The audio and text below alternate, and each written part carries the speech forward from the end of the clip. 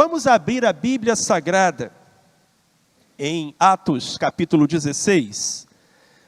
Durante este mês de maio, nós aprendemos com algumas famílias, talvez você se lembre.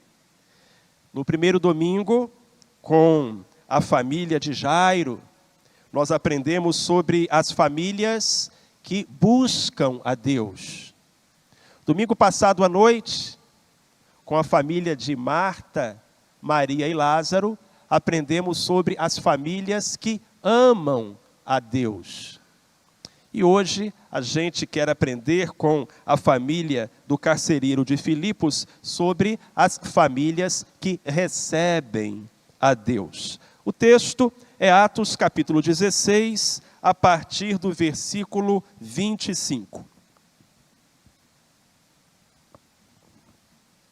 Se perto de você houver alguém sem a Bíblia, vai lá pertinho dele, pertinho dela, compartilha a sua Bíblia ou o seu celular, abençoa o seu vizinho e pratica o dom da hospitalidade. Atos 16, de 25 a 34. Pela meia-noite, Paulo e Silas oravam e cantavam hinos a Deus, enquanto os presos os escutavam. De repente houve um tão grande terremoto que foram abalados os alicerces do cárcere. E logo se abriram todas as portas e foram soltos os grilhões de todos. Ora, o carcereiro, tendo acordado e vendo abertas as portas da prisão, tirou a espada e ia suicidar-se, supondo que os presos tivessem fugido. Mas Paulo bradou em alta voz, dizendo: não te faças nenhum mal, porque todos aqui estamos. Tendo ele pedido luz, saltou dentro, e todo trêmulo se prostrou ante Paulo e Silas. E, tirando-os para fora, disse: Senhores, que me é necessário fazer para me salvar? Responderam eles: crê no Senhor Jesus e serás salvo, tu e a tua casa. Então lhe pregaram a palavra de Deus e a todos os que estavam em sua casa. Tomando-os ele consigo naquela mesma hora da noite, lavou-lhes as feridas e logo foi batizado, ele e todos os seus. Então os fez subir para a sua casa, pôs-lhes a mesa e alegrou-se muito com toda a sua casa por ter crido em Deus. Senhor, fala-nos através da tua santa palavra. Nós te suplicamos, em nome de Jesus. Amém. Essa é uma história muito bonita, a história de uma família que recebeu Jesus, uma história que remonta aos princípios do cristianismo, aos dias do Novo Testamento, à época dos Atos dos Apóstolos, quando a igreja dava os seus primeiros passos, quando o cristianismo se espalhava. E então nós temos aqui o registro de uma das primeiras famílias da Europa, ali na região da Grécia, na cidade de Filipos, a abraçar a fé em Jesus Cristo. Nós não sabemos o nome daquelas pessoas, nós não sabemos o nome daqueles cristãos, irmãos nossos do passado, mas nós podemos ver que eles viviam em uma situação que estava longe do ideal.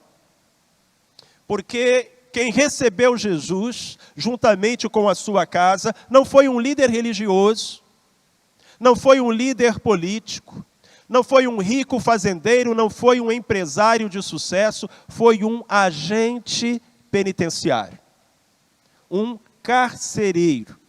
E eu fico pensando, meus irmãos e minhas irmãs, como era a situação, a vida daquele carcereiro e da sua família.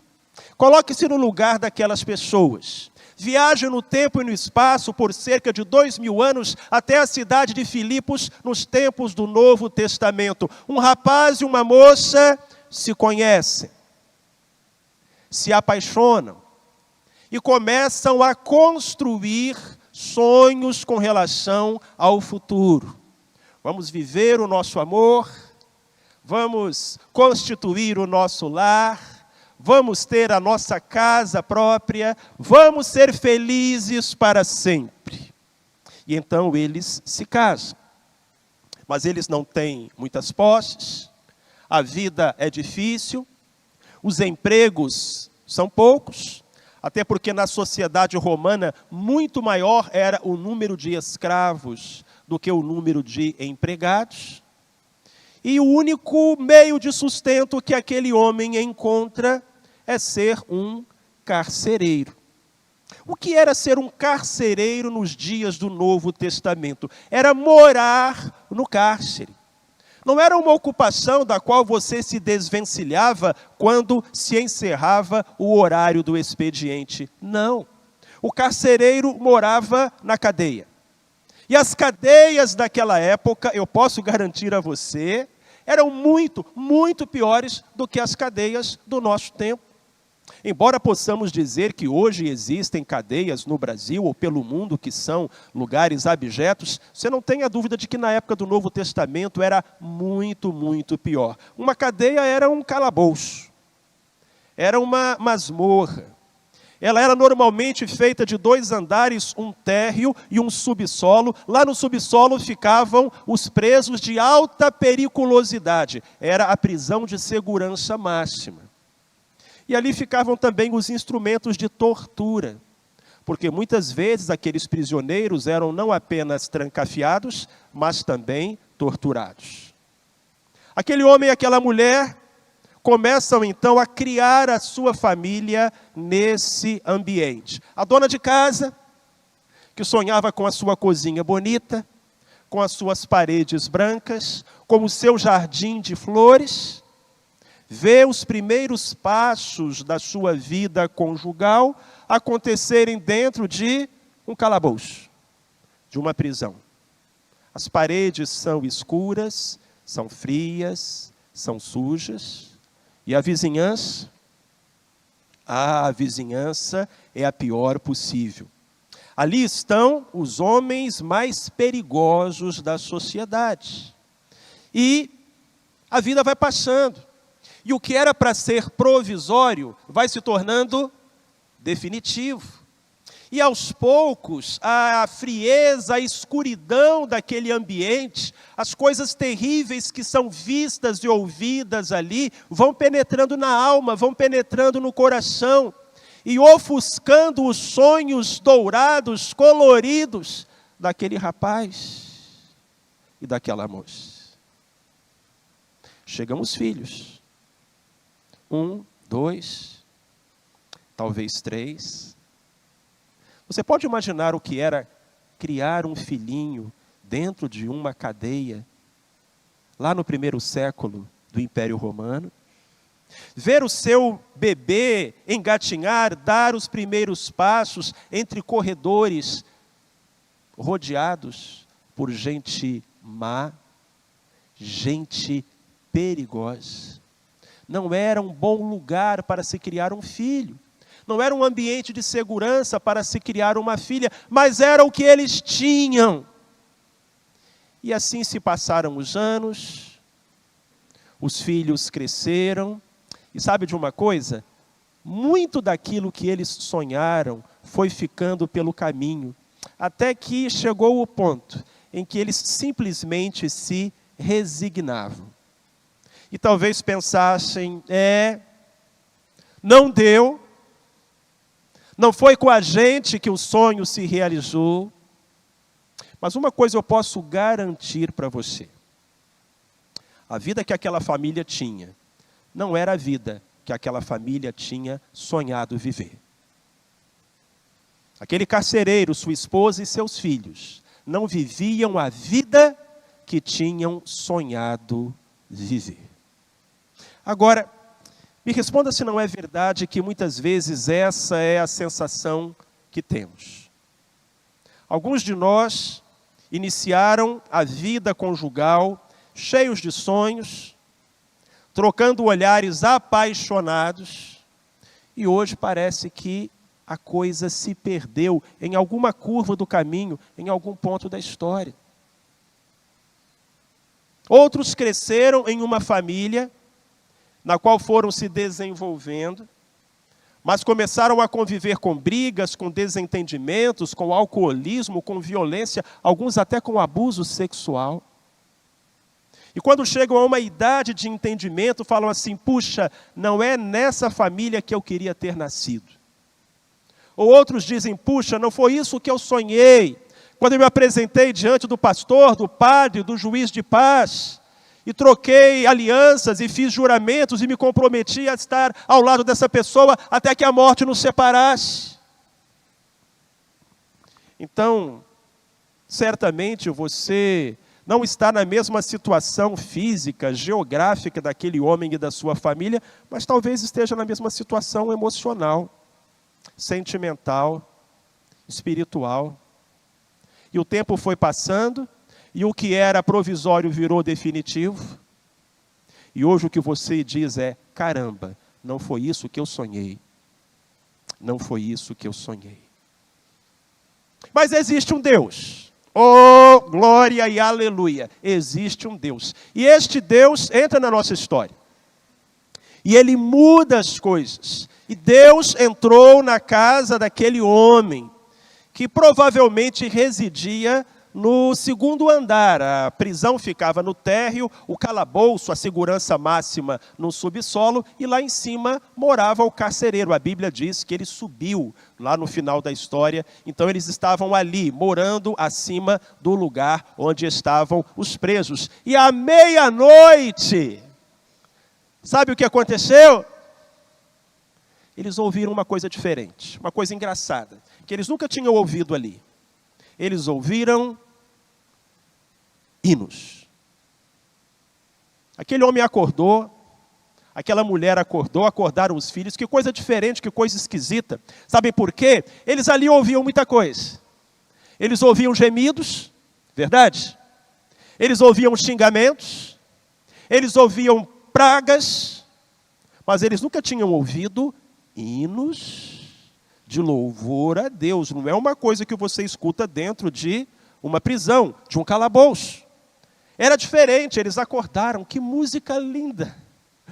Será que são anjos? E eles começaram a prestar atenção nas melodias, nas letras. Que coisa linda, que coisa maravilhosa. Eram dois missionários, dois homens de Deus, Paulo e Silas.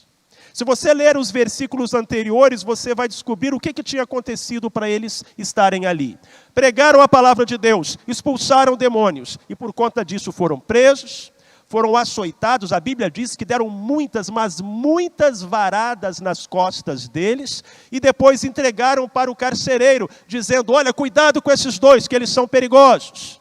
O carcereiro então levou-os, não para a cadeia, mas para o subsolo, onde ficavam os presos mais perigosos. E ali Paulo e Silas, que já estavam com as suas costas machucadas, tiveram os seus pés acorrentados a um tronco para que não fugissem. E depois as grades foram fechadas para que não fugissem. E ficaram eles ali, feridos, machucados, injustiçados por pregar o evangelho na companhia de bandidos, de malfeitores. E murmuraram, e reclamaram, e choraram. Não louvaram a Deus. E queridos, a melhor coisa que a gente faz quando a gente está passando por uma luta é bem dizer a Deus, é dar graças a Deus. Muitas vezes a gente reclama, a gente amaldiçoa a Deus, a gente fala: Deus não existe, Deus não me ama. Mas quando você enfrenta a luta, louvando, em tudo dando graças, crendo que Deus sabe o que faz, olha, pelo menos 4 vantagens de você passar pela luta louvando a Deus. Primeiro, você vai glorificar a Deus. Segundo, você vai se fortalecer espiritualmente, moralmente, emocionalmente. Terceiro, você vai afugentar os demônios e atrair os anjos. A Rose me disse, a gente fez uma viagem internacional no mês passado, e lá na viagem a Rose me disse uma coisa que eu já falei muitas vezes aqui na igreja: como é bom ouvir português lá no exterior. E o nosso cérebro é uma coisa impressionante, irmãos, porque você pode estar numa estação de trem, aquela barulheira, 1 milhão de pessoas falando, de repente alguém fala português, o seu cérebro É igual uma antena parabólica. Capta aquilo, porque estão falando a sua língua natal. O seu cérebro percebe, o seu subconsciente capta. E aí você, opa, eu conheço isso. É a minha língua. Aí você olha, estão falando português. O que você faz? Você vai lá. Sabe o que acontece quando alguém murmura? Quando alguém pragueja? Quando alguém reclama? Quando alguém amaldiçoa? Qualquer demônio que estiver passando por perto diz, opa, estão falando a minha língua. E ele vai lá. Mas eu garanto a você, que se tiver algum anjo passando por perto, e você estiver louvando, glorificando a Deus, exaltando ao Senhor, o anjo vai falar, olha, estão falando a minha língua. Porque, meus irmãos e minhas irmãs, o idioma do reino de Deus é o louvor. E o idioma do inferno é a murmuração.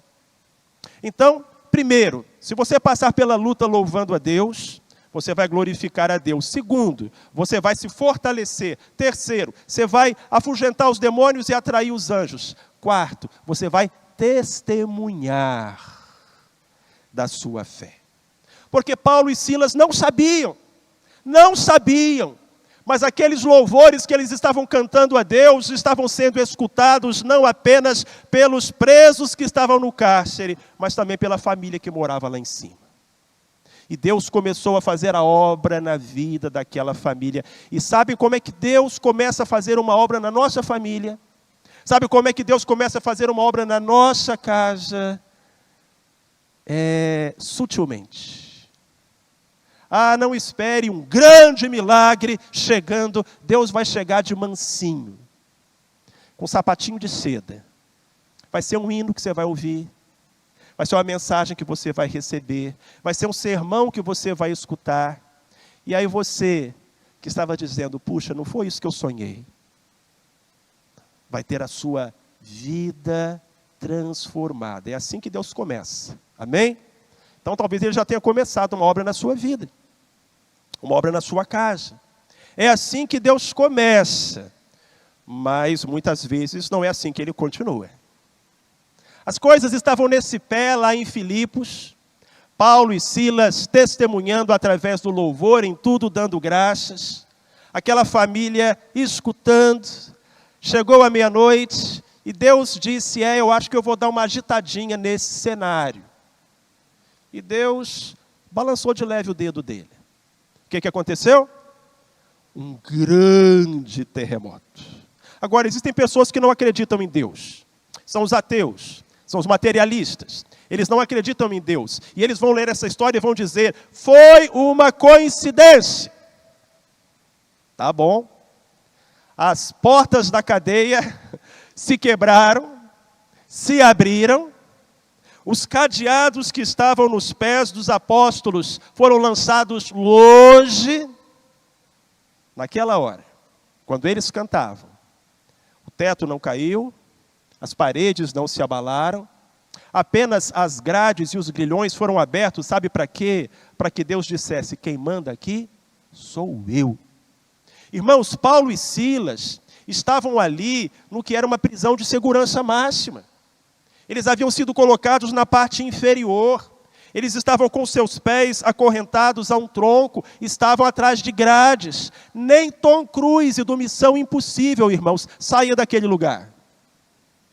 Mas para Deus não existe missão impossível. Você acha que evitar um divórcio é uma missão impossível? Você acha que a cura de um câncer é uma missão impossível? Você acha que um filho ser liberto das drogas é uma missão impossível? Olha para mim, presta atenção. Para Deus não existe missão impossível. E então ele deixou isso muito claro. E houve um terremoto. E as portas do cárcere saíram voando, arremessadas como se fossem feitas de papelão. Os cadeados se abriram. E naquela hora, o desespero tomou conta daquele homem. E por que ele ficou desesperado? Você precisa entender que lá no primeiro século, lá no Império Romano, quando um carcereiro, um soldado, qualquer pessoa recebia um prisioneiro, Era a responsabilidade da pessoa zelar pelo prisioneiro. Se a pessoa fugisse, pagava com a vida. Era mais ou menos assim, há uma sentença contra essa pessoa, e se você deixar essa pessoa fugir, é você que vai pagar a sentença no lugar dela. Isso é fato histórico, comprovado, nós sabemos disso pelos registros daquela época. Aquele homem ficou desesperado, lembra, ele morava em cima da cadeia, ele apanhou uma tocha, ele desceu, e ao ir à parte mais importante da cadeia, ele se deparou com aquela cena, as portas abertas, as grades arrancadas. O que aquele homem pensou? Fugiu todo mundo. Ele pegou a espada, colocou contra o peito, ou a barriga, ou o pescoço, e a Bíblia diz que ele ia se matar. E por que ele ia se matar? Porque ele estava convencido de que os presos haviam fugido. Afinal de contas, qual é o preso que não foge, tendo uma grade aberta diante de si? E naquela hora, o que o espírito de suicídio cochichou no ouvido dele foi: acabou tudo. Olha, a sua vida não foi o que você sonhou. Você constituiu a sua família dentro desse lugar sujo, perigoso. E agora você vai ser torturado e morto. Então, antes que isso aconteça, dê fim à sua vida. Sabe por que o espírito de suicídio faz isso, irmãos? Porque o diabo é o pai da mentira. Aquela pessoa que pulou de cima da ponte, aquela pessoa que tomou um monte de remédios, aquela pessoa que cortou os pulsos, foi isso que ela ouviu. E ela acreditou. Mas eu quero dizer para você, em nome de Jesus, isso é mentira. Isso é engodo de Satanás. A Bíblia diz que ele veio para matar, roubar e destruir. Ele quer matar a sua alma, quer roubar a sua alegria, quer destruir a sua família.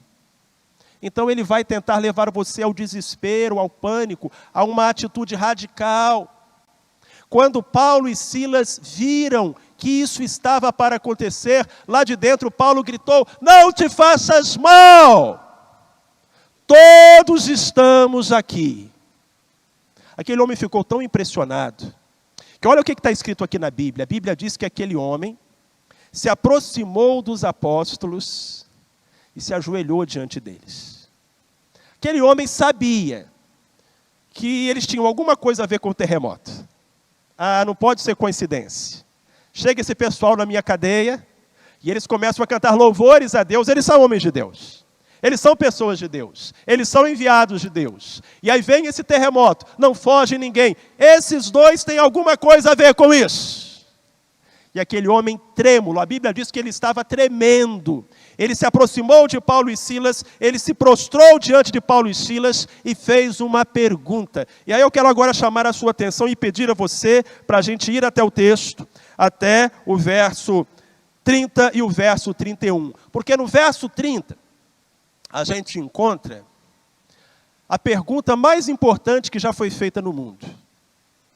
E no verso 31, a gente encontra a resposta mais importante que já foi dada no mundo. É uma concentração absurda de excelência, de qualidade, em apenas 2 versinhos. No verso 30, você tem a pergunta mais importante, mais sábia, mais necessária. E no verso 31 você tem a resposta mais correta, mais verdadeira, mais fiel. Qual foi a pergunta? O que aquele homem perguntou? Como está escrito aí na sua Bíblia? Como você lê? O que ele perguntou? Senhores,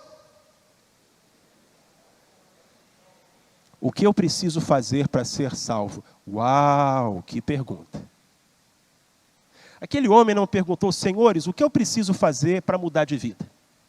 Eu odeio esse emprego. O que eu preciso fazer para ter uma carreira diferente? Para ganhar muito dinheiro, para realizar os meus sonhos? Aquele homem não perguntou: senhores, o que eu preciso fazer para sair dessa casa? Porque a minha mulher não gosta daqui. Ela quer ter uma cozinha bonita, ela quer ter aquele fogão com coifa em cima. Eu não sei se já existia isso naquela época. Mas ela quer ter um jardinzinho com flores. Ah, senhores, o que eu preciso fazer para ter sucesso, para ter dinheiro, para ter prosperidade? Não! Aquele homem perguntou, senhores, o que eu preciso fazer para ser salvo? Pergunta mais importante. Eu não sei se você já se fez essa pergunta, ou já fez a alguém essa pergunta. Porque de que adianta o homem ganhar o mundo inteiro e perder a sua alma? Então aquele homem fez a melhor pergunta, e se você não se fez, faça agora. O que eu preciso fazer para ser salvo? A pergunta mais inteligente. E aí veio a resposta, que foi a resposta mais correta. O que os apóstolos responderam para aquele homem? Como está escrito aí na sua Bíblia?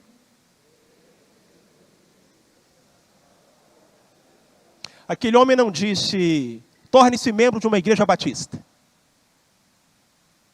Paulo não disse, olha, você vai ter que reencarnar e reencarnar e reencarnar. Paulo não disse, pratique boas obras. Dependendo de quem você pergunta, a pergunta pode até ser boa, mas a resposta é péssima. O que me encanta aqui nesses 2 versinhos é que nós temos a melhor pergunta acompanhada da melhor resposta. Melhor pergunta, o que eu preciso fazer para ser salvo? Melhor resposta, crê no Senhor Jesus. Ele é o Salvador. Entregue a Ele a sua vida, o seu coração, dê a Ele a sua alma. Se você fizer isso, você será salvo. Se a sua casa fizer isso, a sua casa será salva. Porque Deus não quer salvar apenas indivíduos, Ele quer salvar lares. Porque Deus sabe que nós somos seres conectados. A Bíblia diz que o final da história foi o seguinte. Aquele homem e a família ouviram a pregação do Evangelho. Eles aceitaram Jesus, eles se batizaram naquela madrugada mesmo, antes que o dia nascesse, e a história termina dizendo o seguinte, então os fez subir para a sua casa, porque ele morava em cima, com toda a sua casa, pôs a mesa para os missionários, e olha que maravilha, irmãos, e alegrou-se muito com toda a sua casa, por ter crido em Deus. Ainda era a mesma casa, mas não era mais a mesma família.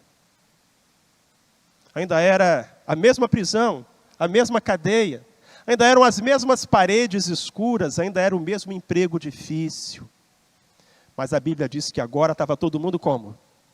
Alegre. Sabe, você não precisa mudar de casa, você não precisa mudar de família, você precisa de Jesus na direção da sua vida, no controle da sua vida. Que história incrível, maravilhosa, extraordinária, que não ficou registrada na Bíblia por causa daqueles personagens, mas por sua causa e por minha causa. Porque através dela Deus queria nos falar alguma coisa, nos ensinar alguma coisa. E o que é que Deus queria nos ensinar? Pelo menos 3 coisas. E eu vou terminar. Primeira coisa que Deus queria nos ensinar com essa história é que todas as famílias são amadas por Deus. Deus mandou os seus mensageiros na casa daquele homem. Ele não era rico. A Bíblia não diz que ele era religioso. Os missionários não foram enviados à casa de um proprietário de terras, de um senhor. Eles foram enviados a uma cadeia para testemunhar para um agente penitenciário. Então não pense que você é invisível para Deus, não pense que Deus não olha, não vê e não se importa com você e com a sua casa. Todas as famílias, sem exceção, são amadas por Deus. Segunda verdade que nós encontramos nessa história, todas as famílias precisam de salvação. Essa é a necessidade maior do ser humano. Nós queremos falar com Deus sobre o nosso casamento, sobre o nosso carro, sobre a nossa viagem. Deus quer falar com a gente sobre os nossos pecados, sobre a salvação da nossa alma, sobre se o nosso nome já está escrito no livro da vida. Isso é muito sério. Lá em Lucas capítulo 17, Lá nos Evangelhos, em Lucas capítulo 17, versos 34 a 36, Jesus falou: digo-vos, naquela noite estarão 2 numa cama, um será tomado e o outro será deixado. 2 mulheres estarão juntas moendo, uma será tomada e a outra será deixada. 2 homens estarão no campo, um será tomado e o outro será deixado. Meu amigo, minha amiga, que coisa triste vai ser se no dia da volta de Jesus, pessoas da sua casa forem levadas e você for deixado. Porque o que Paulo e Silas disseram àquele homem foi: Deus não quer salvar só você, carcereiro, Deus quer salvar você e a sua casa. Então entregue o seu coração a Jesus. Terceira coisa e última que a gente aprende com essa história: todas as famílias podem ser felizes. Querido, não é destino, não é karma, não é maldição, não é sorte, é Deus, é Cristo. A Bíblia diz que a história terminou com toda aquela família se alegrando por ter aceitado Jesus. Então aceite Jesus. Entregue sua vida a Jesus. É dele que você precisa. É ele que pode fazer com que a sua história seja diferente, a história da sua família seja diferente. Tudo fica diferente quando a família recebe Jesus. Tudo fica diferente quando a alma recebe Jesus. Então pare de relutar. Pare de resistir. Entregue a sua vida a Cristo. Em nome de Jesus. Sabem, alguns anos atrás, foi encontrado, lá no México, umas montanhas desertas lá do México, um esqueleto. Uma região muito inóspita, afastada, foi encontrado um esqueleto. Aquele esqueleto estava cercado pelas suas roupas, já carcomidas pelo tempo, e abraçado a um saco. As pessoas que fizeram a descoberta, investigaram e descobriram que era o esqueleto de um homem, que ali muitos anos atrás, muitos anos atrás, tinha sido um garimpeiro. Houve uma corrida do ouro lá naquelas montanhas, muita gente foi para lá, a maioria desistiu, mas aquele homem insistiu, perseverou, porque ele tinha o sonho de mudar de vida, de ser rico, de ter dinheiro, e aí os seus problemas acabariam. E aquele homem então voltava para a civilização com a sacola cheia de pepitas, mas ele não sobreviveu. Já ao quebrado pela idade, pela doença, pela fraqueza, morreu. Morreu abraçado àquele saco, com todas as pepitas que haviam dentro. Décadas se passaram e só foi encontrado o seu esqueleto. Aquelas pepitas foram levadas para o laboratório e foi constatado que se tratava de pirita de ferro, também conhecido como ouro de tolo. É um mineral que parece ouro, mas que não serve nem para CST. Aquele homem morreu agarrado a algo que não tinha nenhum valor. A que você está se agarrando? Você está se agarrando a uma mágoa, a um ressentimento, a uma falta de perdão que não deixa você seguir em frente? Você está se agarrando a uma tradição religiosa, há uma expectativa de pessoas a seu respeito, a qual você quer atender? Você está se agarrando a dúvidas, a questionamentos que impedem você de dar um passo de fé? Você está se agarrando a algum pecado de estimação que você acha tão prazeroso que não se imagina vivendo sem ele? A que você está se agarrando?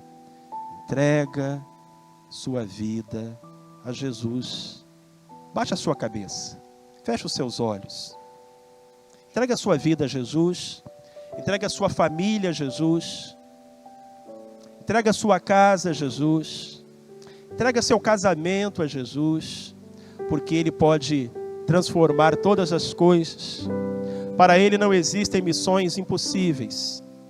Mas este Deus, que é tão grande, poderoso, que mexe um dedo e o terremoto vem, é ao mesmo tempo um Deus tão suave, tão educado, que diz: eu estou batendo na porta do seu coração, com muita delicadeza, com muita suavidade, e eu só vou entrar se você abrir.